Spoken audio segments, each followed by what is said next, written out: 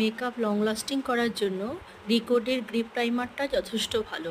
এটা দিয়ে যদি 4 ফোঁটা কি 5 ফোঁটা স্কিনের মধ্যে দেওয়া যায় তবে মেকআপটা অনেক বেশি লং লাস্টিং হয়।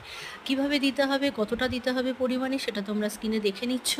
এরকম করে দিয়ে এবার এটার উপরে ব্রাশ দিয়ে বা হাত দিয়ে যদি ভালো করে এটা মেল্ট করে দেওয়া হয়, পুরো স্কিনটায় যদি ভালো করে লাগিয়ে দেওয়া হয়, সব জায়গাতে যদি ভালো করে লাগে, তবে এই মেকআপটা যেটাতে হয়তো এমনি মেকআপ করলে 4 থেকে 5 ঘন্টা মোটামুটি থেকেই যায়। যখন এই গ্রিপ প্রাইমারটা ইউজ করা হয় তখন সেটা কিন্তু 8 থেকে 10 ঘন্টা কি আরও বেশিও ভালো থাকে। তবুও মোটামুটি সামার সিজনেই যদি এটা ইউজ করা হয় তখন 8 থেকে 10 ঘন্টা ইজিলি থেকে যায়।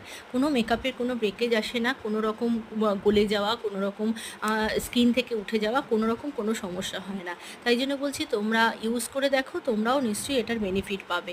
আরও যদি ভিডিও দেখতে চাও তাহলে সাবস্ক্রাইব করে দিও।